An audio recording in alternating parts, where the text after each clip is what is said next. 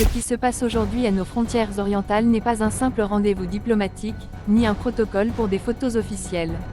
Nous faisons face à un mouvement géopolitique majeur, un séisme silencieux qui se prépare dans les coulisses entre trois capitales clés d'Afrique du Nord, Alger, Tunis et Le Caire.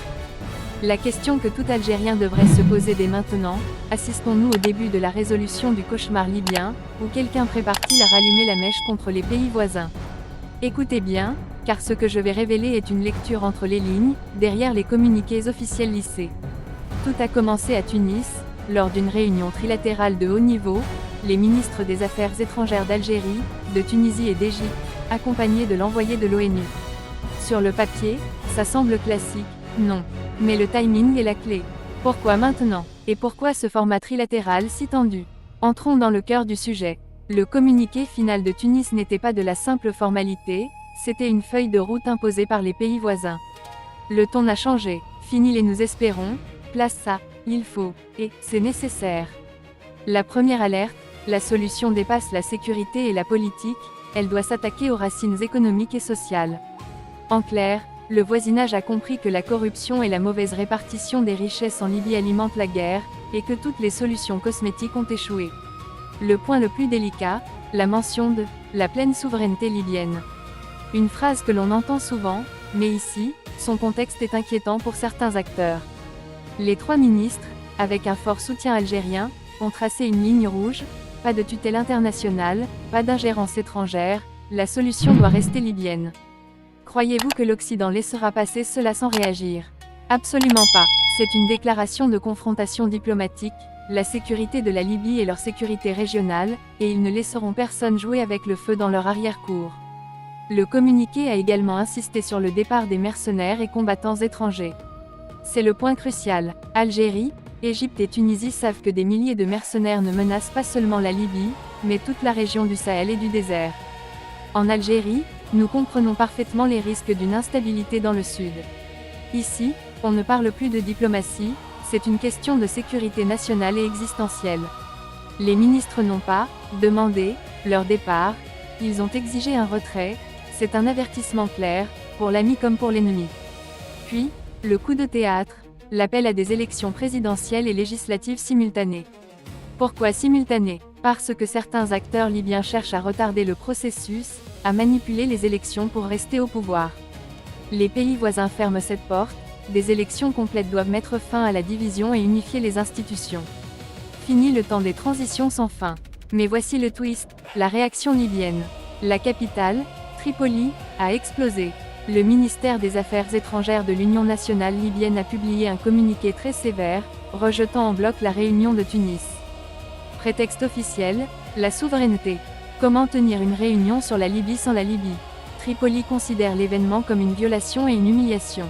Le conflit diplomatique est ouvert, Tripoli dit « Nous sommes là, nous sommes la légitimité, ne décidez pas à notre place ». Analyse froide, le fait de ne pas inviter Tripoli n'est pas une erreur, mais un message stratégique. Les pays voisins voulaient coordonner leur vision avant de parler aux Libyens, afin de ne pas désavantager un camp au profit d'un autre. Mais cela a enflammé le gouvernement de Dbeiba, qui se sent marginalisé. Nous sommes dans un scénario surréaliste, les pays voisins tentent de sauver la Libye du chaos, et la Libye refuse la main tendue car elle n'a pas été sollicitée.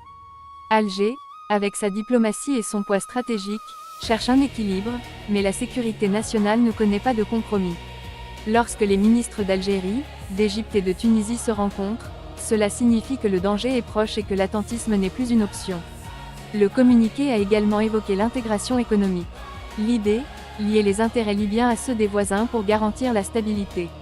Mais comment faire si Tripoli ferme la porte et dit « Personne ne passe sans notre accord ». Nous avons ici un vrai bras de fer. Qui cédera en premier? Les pays voisins avec leurs clés des frontières et leur profondeur stratégique, ou Tripoli avec sa légitimité internationale mais ses divisions internes? Ce n'est pas qu'un communiqué, c'est une mise en garde.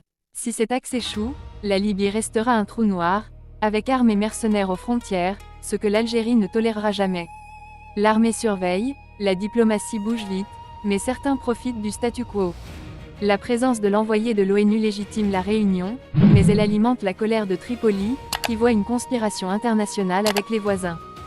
Chaque mouvement est un coup de maître en échec et mat potentiel. La victime ultime, le citoyen libyen qui rêve d'élections et de stabilité, et le voisin qui veut sécuriser ses frontières. La question clé, quelle sera la prochaine étape? Les pays voisins céderont-ils et inviteront officiellement Tripoli, ou imposeront-ils leur plan avec soutien international? Tripoli cherchera-t-elle à contrer? Nous sommes à un tournant critique. Le choc entre la vision des voisins et le maintien de la souveraineté libyenne pourrait annuler tous les efforts si rien n'est fait vite. Ce n'est pas une question de protocole. C'est qui détient les clés de la Libye, les capitales occidentales ou les pays arabes voisins. La réunion de Tunis annonce clairement que l'initiative revient à Alger, Le Caire et Tunis, et non à Berlin, Paris ou New York. Ce changement stratégique inquiète ceux qui ont l'habitude de manipuler via des interventions internationales. En conclusion, la scène reste incertaine, mais une chose est sûre, l'Algérie ne restera pas les bras croisés face à toute menace venant de l'Est. Cette réunion est un début, pas une fin. C'est l'alerte. Les semaines à venir montreront si ce cri trilatéral réussira à réveiller les consciences et unifier les forces, ou s'il se heurtera au refus et mènera à un nouveau tunnel sombre. Gardez les yeux ouverts, les événements à Tripoli, Tunis et Le Caire définiront notre région pour les années à venir. Ce n'est pas une simple info, c'est notre futur et celui de nos voisins. L'histoire n'est pas terminée, les dossiers brûlants restent ouverts.